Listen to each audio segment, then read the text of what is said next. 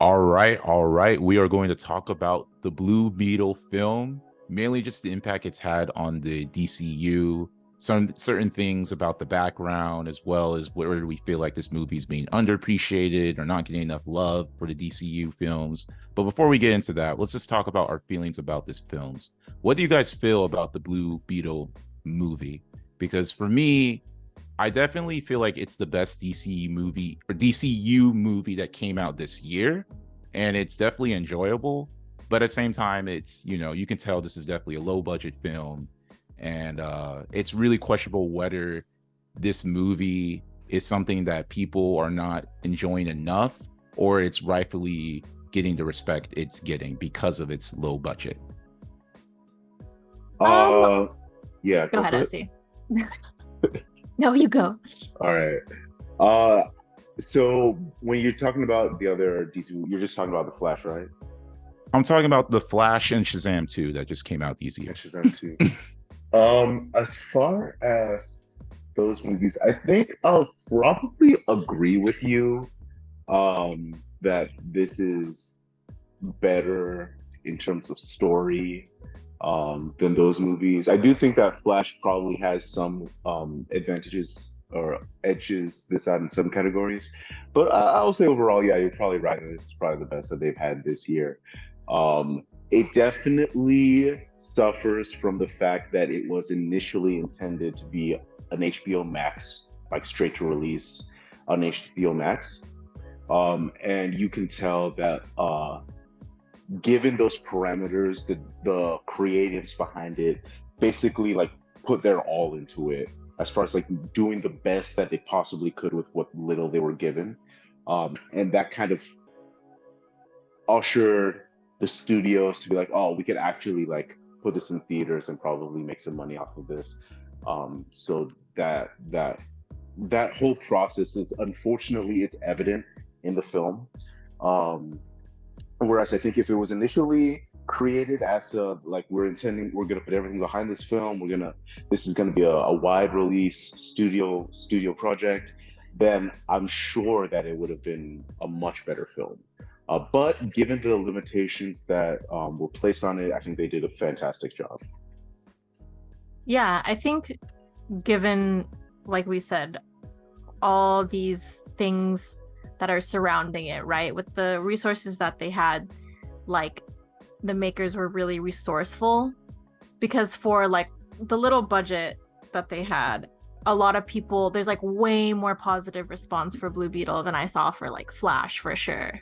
Oh yeah. Like I really haven't seen like any like huge negatives that people are pointing out for Blue Beetle. Like obviously everyone knows that it's like lower budget and that like the DCEU was like totally doomed, right? But like aside from all those things, like it's still a very well made film. At the center of it all, it has like a lot of heart. Like it made me cry. So I was like, oh, Mm. okay, like it's something for like the children of immigrants, and it was like nice to see. At least when I was in the theater watching it, like it resonated with me. So like I liked it. I think it's my favorite of the year of all the DCEU projects. I'm still gonna call it the DCEU until everything is taken over. But yeah, Yeah. I think it's a solid film, and I really can't ask for more. Well, I can't ask for more people to watch it. Yeah, I want to true. support like young talent. Sholo Maridueño was definitely a breakout. He was great as Jaime. I think perfect casting. I feel like maybe he was like I don't know if he was a fan cast before, but it's more like to me like a no-brainer. Like if you're a casting director, it had to have Yeah. been like he should have been like first to mind. I'm He was like great. super excited for him. I low-key hope he becomes like a star. That would be I so agree. Yeah. cool. There's been a lot of great young talent this year. So that's my biggest like concern with all these strikes is like I hope they can still like have like a good way to like launch their careers because I've seen lots of like good talent, Sholo Maridueño included. Um, and I was going into it, I was like kind of worried about George Lopez because I was like, Really? all Same. right, like Same. no. Same. After come on now. After the George Lopez show, like I kind of was like I had a lot of George Lopez fatigue. So going into it, I was like, all right, I feel like I know what It's he's like, gonna be like. this is But he enough George wasn't. Lopez for the next 15 years. Yeah, no, really. But he was fine. Like his timing was really great. I think like he was directed very well, and like he was like one of the best parts of the film. Like his dialogue was like really natural and great. Yeah. So Yeah. that was just, Yeah. I mean, I say that as a positive. Going into it, wasn't expecting a lot from George Lopez, but was pleasantly surprised. So there's that. Yeah, I definitely want to talk about a lot of things that were highlighted in this film. Definitely George Lopez was one of the strongest parts of this film. There's no way around that, as well as just the character of Jaime and the actor really portraying it well. But for me, because the perspective of Blue Beetle that I'm coming in and most of us are coming in is from us who watch Young Justice. So I'm looking at it in terms of how much they adapted that kind of Jaime story as well as his character, and I feel like there's just a lot of callbacks to Young Justice and like the way he does his little weapons and all that stuff, and as well as from the games as well, because I know the game was another thing to call back. So I really enjoyed that, and I felt like it was very authentic to the character as well as the story, right? Because it was dealing with the classism story and dealing with the idea that he's a child of immigrant and he wants to help his family going to college, but college is not good enough, and he's just trying to. He feels like he needs to provide for his family. So there's like I gentrification everywhere. They're being pushed out of their own neighborhood, which is like prevalent in like just Los Angeles. It is. Although I feel like the place that they were in, it was kind of also inspired by Miami, because it looked like a lot of the high or tech court looked like Miami towns as well, which I wouldn't be surprised because there's a lot of Hispanics in Miami, so I wouldn't be surprised if they took a lot of the Hispanic I was a little heritage. like, they were in a fictional city, right? Yeah, I was a little confused by that at first. Like at the beginning of the movie, I wasn't expecting them to be like in a completely fictional city, but I guess that makes sense, because I was like, are they still in America? Like when he was going back home, like, wait, is this still the US? Like I just wasn't. I think at a certain point I was like, yeah, it is, but yeah, that was a little bit of a disconnect that I had. Yeah, I'm with you. I was like a little confused too, because I was like, oh, it's really fancy there. Is this supposed to be like their like Mexico City, like Ciudad de Mexico, or is this like LA? Like they're by the beach. This is wild. Like it's definitely because but I digress. When you say like all these things are like callbacks to Young Justice and like everything that like the fans of Blue Beetle know, it is definitely for the fans. Like I can agree with you there, and not just like Jaime Reyes Blue Beetle fans, but Blue Beetle 1 and 2. I like Ted Kord Blue Beetle a lot. Ooh, really? And I think, I do. I love Ted Kord Blue Beetle. And I think that everything they said about Ted Kord, without him being actually in the picture, was like a love letter to his Blue Beetle. Because I love the line of George Lopez saying like, oh, like, there's other vigilantes, right? There's Batman. But Blue Beetle, like, he had a sense of humor, and I love that because it's true. Like Blue Beetle is like silly Batman, basically. Like he's like he cracks jokes, right? He's like an affiliate of like Booster Gold, who's another like kind of like more like less serious member of like the Justice League, right? And so it's cute that they say it like very lovingly, because like Blue Beetle does have a lot of fans. Like if you check like Twitter and like comic book fans in general, like he's really close to some people's hearts for sure. So I really like that there was just really respectful and like loving call outs like that, and if I'm not mistaken, I think it was like officially they said that like Jason Sudeikis was cast as like Ted Kord. So I don't know if they had plans to like include him in, originally like it was supposed to be like a series, not a movie, right? Or am I making that up? I'm not sure either. I'm not sure either. Okay, we'll fact check that later. But I don't know. I'm just saying that there's like a lot of potential there. And as someone who is a fan of both Ted Kord Blue Beetle and Jaime Reyes Blue Beetle, like it's excited me to just like kind of hear all that and see all that, see the gadgets, see the bug, which was like, that was nice. Tidcord Blue Beetle, that's like his version of the invisible plane or the bat plane, like that was just kind of cool to see for me. I think another positive that I like, and I think OC we talked about that, was his relationship with the Scarab. Because at first I was worried about, okay, this is going to be like another Siri type of Scarab thing. And I like the way this, I love the way the Scarab was. We all had that worry. We were like, why does it sound like Amazon Alexa or something? Yeah, exactly. And then like, I just love the way the Scarab was in Young Justice because it was the same voice. So it was almost like an angry version of Jaime being like, let's go kill this thing. But what I loved about it was that the Scarab wound up also having sort of its own character development. And it made sense within its character development because it was like that scene, for example, where Jaime wanted to kill the villain, or at least the enemy that they're attacking, and the Scarab said no. And it wasn't because of some necessarily like a moral stance that the Scarab is just a moral person. It was more because the Scarab was able to understand that person's background. And it kind of had this parallel juxtaposition because Jaime at the beginning, the Scarab wanted to kill it, and Jaime was like, no. So it was like, that character development was a surprise to me, and I'm glad they actually fit. That's probably one of my favorite things that this movie did, was because it would have been like a lesser movie would have just had it be this blanket morality thing that is not necessarily based in anything solid or tangible, or at least not anything solid that can be explained properly. And it's like, that's how Jaime is at the beginning of the movie when he's refusing to kill, and it makes sense because he's a kid, like he's kind of still operating on this mentality of like, oh, this is wrong and we shouldn't do this, and there's really no gray area because he hasn't really gone through anything substantial for him to feel that way. But then by the end of the movie, when he has gone through things substantial, like he's lost his father at that point, like he's lost his home, he's gone through things now that make him realize that, okay, maybe this whole blanket, I just don't kill just to not kill, doesn't make sense, especially when you have somebody who's trying to kill you and your family. Like he's now gone to that point. And he's stopped because the Scarab, like what Shuku said, it's not just like the Scarab is like, oh no, we shouldn't kill because it's wrong. Like, no, it's because the Scarab understands the complexities of this person as a human being and is able to share that with Jaime.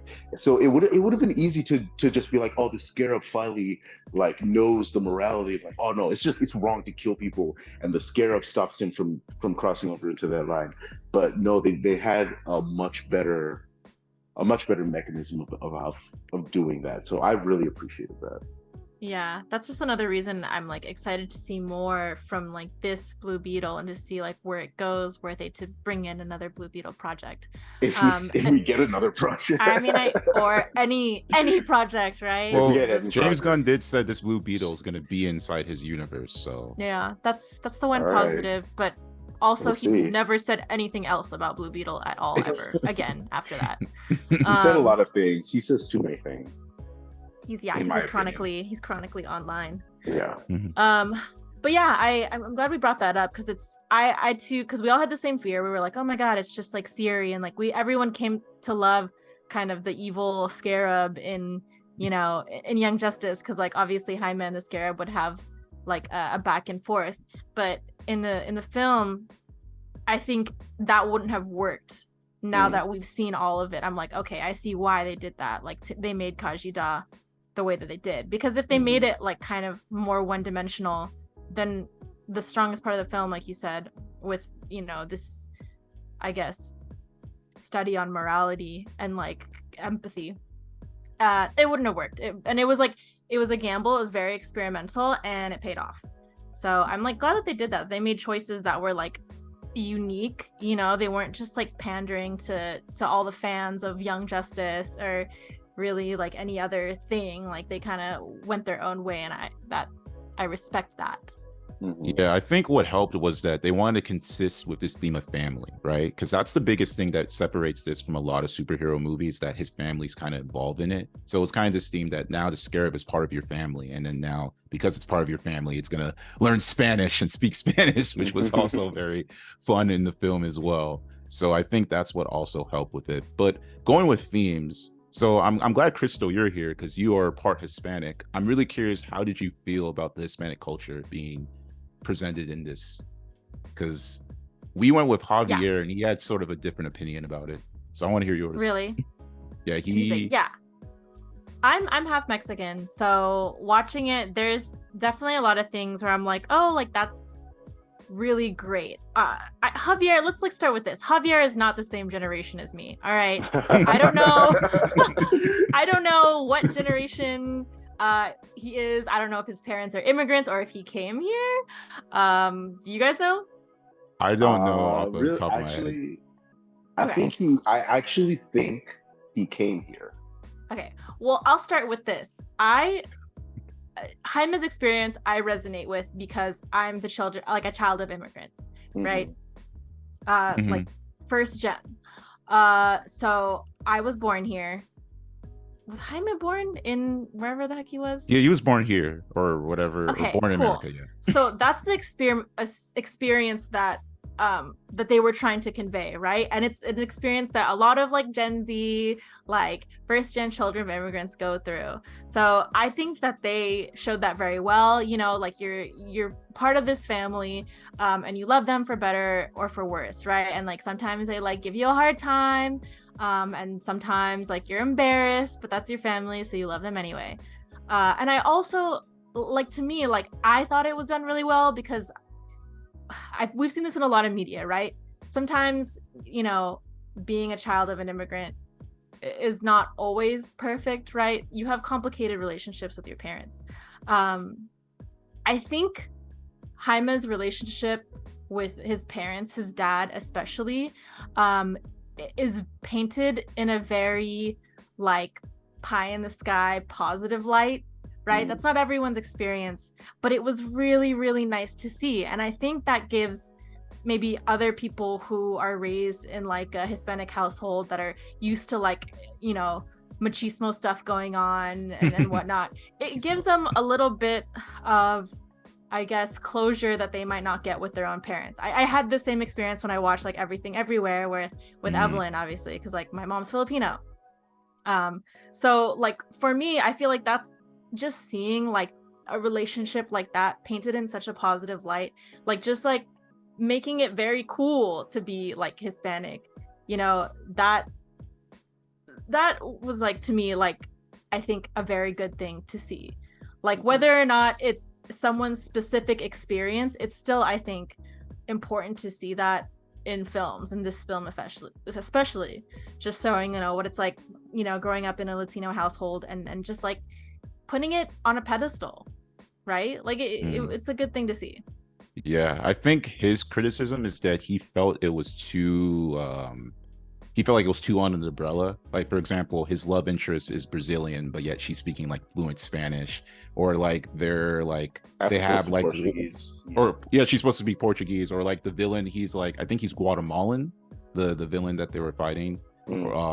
And then he just felt like the Spanish, there wasn't like a distinction between the Spanish, and that he felt that Jaime's Spanish, or the way his slang, because his back, like going back to what you said about that Jaime's, you know, second generation, I guess he felt that because of his family being the way they talk, he should have the same dialect, or the way, shouldn't have similar slang to it. So that was his kind of nitpick criticism towards it. So I guess that's what he felt, that it wasn't, there should have been more nuance with the way they that's valid, honestly. Like the film is very like cartoony, like everything that's portrayed is like it's stylized, like it's like real life, but it's not necessarily real life. So it's like, oh, like we've got this blanket other Latino person, and we've got this girl that's Brazilian, and like she like people think she's like Hispanic, but she actually speaks Portuguese. And it's just like, that's like, you know, there's gonna be inaccuracies like that in every type of film, but it's like, you know, it's still a love letter to like being Latino and being like a Gen Z Latino, right? Like yeah, I mean, it's still, they made it fun. And I don't know, what do you have to say on that? I think, I mean, maybe part of it is a generational thing where it's like you grow up you're born and raised in the US, and there is more of a melting pot aspect to like the combining of all of those cultures that you might be more Mhm. accepting of, as opposed to if you probably came from a specific Hispanic cultural context, and then you see your own Hispanic background kind of mixed in with all of these other random Hispanic cultures that really have nothing to do with your own specific culture. You might feel some type of way that, oh, they're just throwing everything in there, and that might be communicated to you differently based on where you're coming from personally. So I can see that. That's true, I but I guess think my defense would be, and maybe it's just biased because of the Hispanics I'm with. Like I've seen the kind of like maybe they have their uncles who talk that certain dialect, but then like the homies are more like whitewashed like Jaime. You know what I'm saying? Like that was my defense. Like I feel like most Hispanics are like Jaime, where they talk like that. They have that slang. They don't really have the yeah, similar slang that their I uncles or think their cousins do, even yeah. though they're in the family. If that makes any sense. Like I Yeah. said, if you're the first generation born here and your parents came from someplace else, there's always going to be that disconnect. But you are going to pick up random bits here and there depending on how much time you're spending with them. You can argue also that Jaime spends so much time with his family that they influence him and they like influence his language and like the colloquialisms that are in his vocabulary, right? So I think it's definitely a product of his environment. Yeah. And you know, Yeah. and it's like even though there's like a lot of like blanket like Latino isms, Jaime is explicitly Mexican, and like he, you know, they say it in the film. So there's that. Yeah. Like they're proclaiming it, which is like what, you know, other Mexicans want to hear. So, Which you Yeah. want know, to that see. was one thing. Yeah, that was one thing for me for sure. That I Yeah. liked. Going back to that, did you feel like this is like your guys' Black Panther? Because that was another kind of thing people were saying, that this is supposed to be the Mexican people or No, Hispanic people's Black no, Panther. it's apples and oranges, first of all, for so many different reasons. And it's not like I think Black Panther was very empowering, right? Like yes or Yeah. no. This is Blue Beetle is more like slice of life, right? Uh-huh. Yeah, I I think agree. like putting family first and saying family is everything is a an idea that comes from like the culture, right? And they chose that as, you know, the lesson, and they chose that as like Jaime's superpower, and that's something that's totally different, I think, than everything that was done in Black Panther, right? There's a lot going on in Black Panther, so I'm Yeah. not even gonna touch that one. But I That's funny. do want to circle back to something I said. So yeah, there's a lot of, you know, there's tiny little inaccuracies. There's like little things that are like extra stylized and exaggerative, and I feel like I don't know. Let me know if you guys agree or not. But I feel like the director got a lot of inspiration from the first Sam Raimi Spider-Man film, Mm, because it was very stylized, super like campy to me, and just like I don't know, there's a lot of similarities between like that, you know, Spider-Man film and like this Blue Beetle. Obviously, like it's a young kid, it's just like a normie, and like they go through all this stuff. They're affected by like someone who close to them who died, yada yada yada. And I don't mean that in like a, oh, it's like they're copying. I think it's like good to pay homage to like, you know, other great comic book movie films. Uh-huh. But that's just something, it just gave me like some sort of feeling that was like nostalgic, as if I was watching like an older like Sam Raimi comic book film. Yeah, that's it interesting. definitely does have a nostalgic feel to it. And so I think you might be right in comparing it to Raimi's Spider-Man. Because yeah, there was some camp in this movie. I do think that it pushes it a little bit farther than what Raimi did with Spider-Man. Yeah. Like having moments where Jenny Court is like running out of a building and like they're shooting her and like everyone's missing and like he just so Yeah. happens to be there at the right like stuff like that. Like I was like, oh, okay, come on, movie. Or George Figure that Lopez driving the Beetle ship and killing all those people, and then even the mom has like a gun. She's like, well, I forgot what was that reference where she said, because you she don't was know a revolutionary. revolutionary, Yeah, that to the kind of stuff, colonizers, as it the were. colonizers, Yeah. which is So I something mean, that Javier loved about that scene. So Yeah, that was cool. I I like like that scene that. too. Yeah, death to I the like that. colonizers. Because it was also like it also was so interesting to like going back to a previous point that we made, like, Jaime has this, almost um immature philosophical view at the beginning of the movie that you shouldn't be killing people, but then like all of his family is just like killing people. we Like lost our they we don't lost the father, care. you know. Yeah, at that point, it's so funny to see like George Lopez like impaling people with a bug, and like the grandma's like literally like shooting people down. It was so funny. But yeah, I Maybe that's think that another, I guess, commentary on the difference between the generational traumas, right? Our perhaps. generation is gets to be a little softer for a reason, right? We don't realize the violence it took for us to live such nice lives, and maybe that's why the scarab chose Jaime over his uncle, right? Maybe, maybe.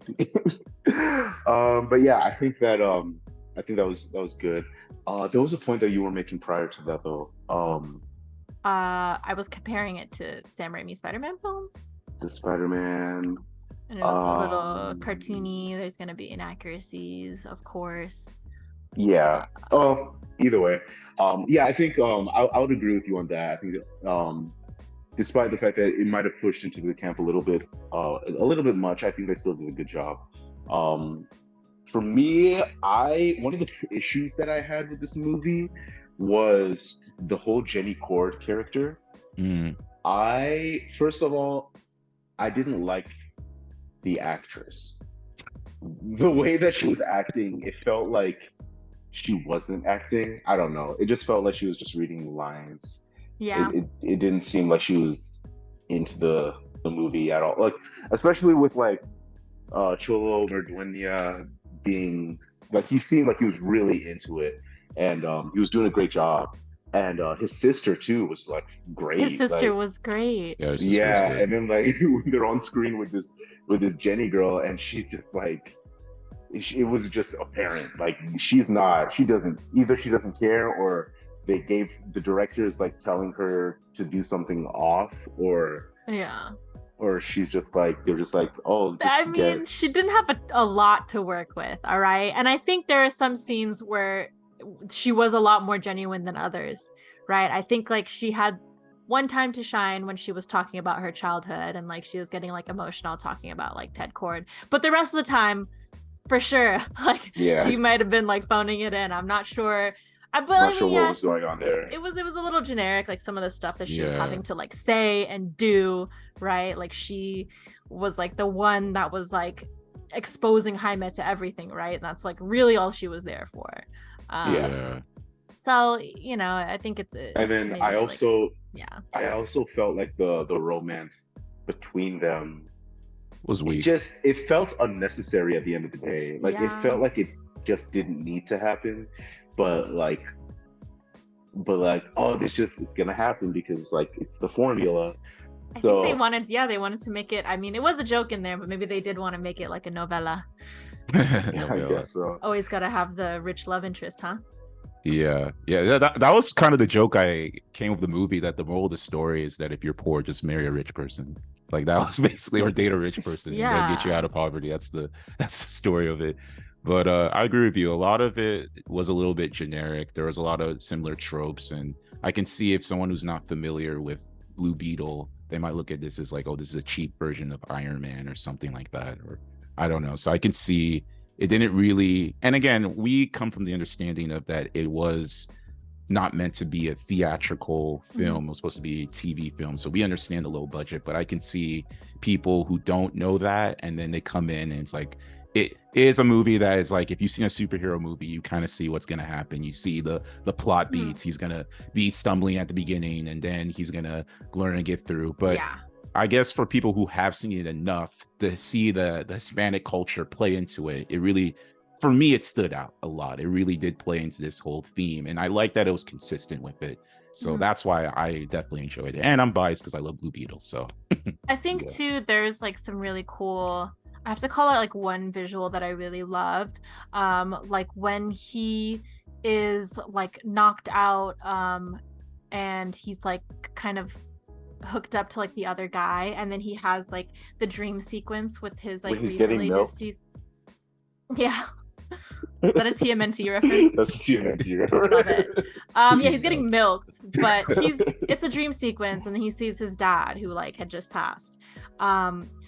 That scene with him in the like room, like vast room full of like candles, like I teared up like seeing that. I was like, oh my god, this is really beautiful. This is like kind of like hinting towards like even like the afterlife and like the belief, you know, that like a lot of like in Mexican culture, like there is an afterlife, and that's why we have to like remember and respect the dead, especially our family members. And then that whole sequence, like, oh, that was another thing I wanted to bring up.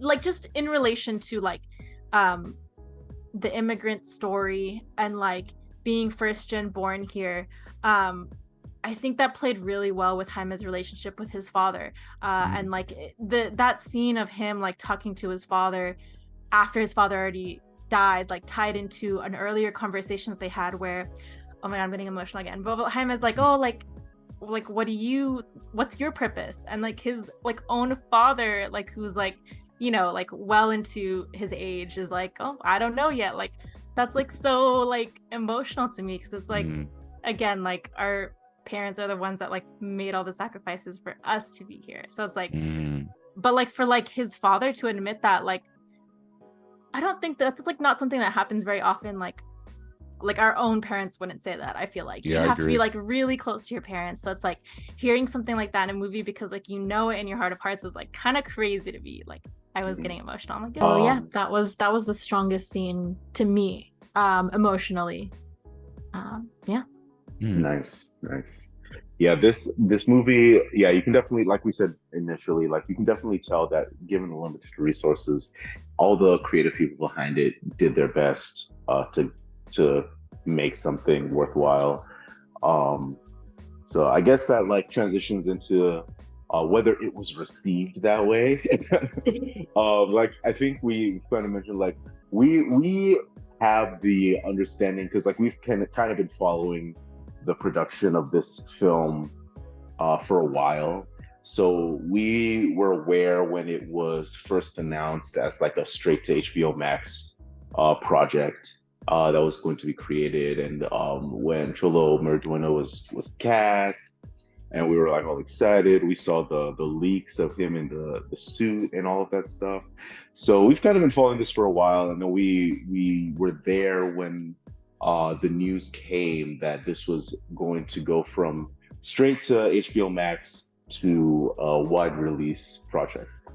And then obviously I think the weekend came, the box office weekend came and went, and it didn't necessarily perform as you would want a superhero film to perform. So what do you guys think, I guess, contributed to that? I mean, there's a lot. At least in the LA County area and the whole Southern California, there was a hurricane opening weekend, right? That's true. No, yeah, that's true. That was opening weekend, y'all. So that is but true. Also there wasn't like a super, I feel like the whole marketing budget was just like not even a marketing budget. I think they used whatever remaining money they had to market the Flash movie, because that one was such a big budget film. Yeah. So all the marketing was like really just the fans going, oh, like we're Blue Beetle Battalion, we gotta support. And then like that doesn't really make it out of the Twitterverse, you know. Doesn't carry like it. That doesn't, yeah, unfortunately. I don't think it appeals to the general audience anymore either, because, and we've seen this trend, but the superhero / comic book movie bubble has kind of like popped. Not to say that like no good comic book movies are coming out anymore that are like not making any money. Like obviously Guardians of the Galaxy 3 came out this year, which was a huge hit and was like a perfect film. But I think it takes a lot more, even when like comic films were like really popular, like the DCEU couldn't really hold a candle to like the MCU. Yeah. So that leading into this, plus now there's writer strikes, the actors can't even promote their own films, you know, it's all kind of adding up to just this poor, I guess, box office performance. I don't know if it's like broken even or anything yet. I mean, I don't think it's like a huge disaster. I don't think anyone's saying that, but I mean, it's not like a certified hit or anything. Not a To be certified banger, as it fair, were. it did beat Barbie, if I'm correct. No, it didn't. No, I could have sworn there was a point No, where it showed. this past weekend, I think Gran Turismo beat Barbie or something. Okay, I could have sworn I saw something where it said Blue I Beetle don't was think on it top of the did. box opposite than Barbie. Obviously, it didn't make as many money, of course, but I could Yeah. have sworn I saw something along the lines of that. You know, Something beat Barbie, but I don't think it was Blue Beetle. It might have been Gran Turismo. I'm To talking keep about it- for last year, not this week. to keep it in perspective, realistically, this movie was not going to make any money because it was going to go straight to HBO Max. So technically, It's a it win. should just be like Yeah. celebrating the fact that anybody paid for for this to begin with. Which honestly, that was a stupid decision on the studio's part back when they were putting movies straight to Max. I think they did that with Wonder Woman 2. Yeah, that was, I mean, just on a financial level, like just why? Why would you do that? Yeah, there was a lot of, I mean, we could go into all the decisions that happened over the course of the whole DCEU franchise. Yeah. A lot of things can be said about a lot of things. And this was just another, I guess, unfortunate kind of casualty of like that whole mismanaging the whole extended universe, right? True. Which is like, hopefully things will be looking up because, you know, James Gunn, you know, explicitly said that he wasn't going to abandon Blue Beetle. He said that Blue Beetle is the first film in his DC universe. So, Or the character. Let's rephrase it. The character, not the universe. so there's going to be a different Blue Beetle, you think? No, it's going to be the same Blue Beetles. It's going to be a different universe. So like everything that happens in this film, it's going to be, I don't know if it's going to be some sort of weird timey-wimey stuff that's going to allow somebody like Peacemaker and I guess Blue Beetle to be in a world without Henry Cavill as Superman. Yeah, exactly. Something like that. But And, obviously and the hopefully actor... without Gal Gadot, despite Hopefully. what she's been saying. Oh, how refreshing was it to see a DC film that didn't have the like... Oh yeah, that's true. That is so True. true. We haven't had Gal my Gadot God. in a movie yet. That's the first DC So film we haven't refreshing. had Gal Gadot. That is so true. They played that theme into the ground. They really did. They really did play that team into the ground. But yeah, I don't know. So that's another thing about this film, because I feel like, could we say this movie, part of me wants to say this movie is underrated given what they had to do, but then on the same part of me also feels like, because it was meant to be HBO Max and because it was, you know, like generic as it is, I also feel like it makes sense. I don't know. It's a weird feeling.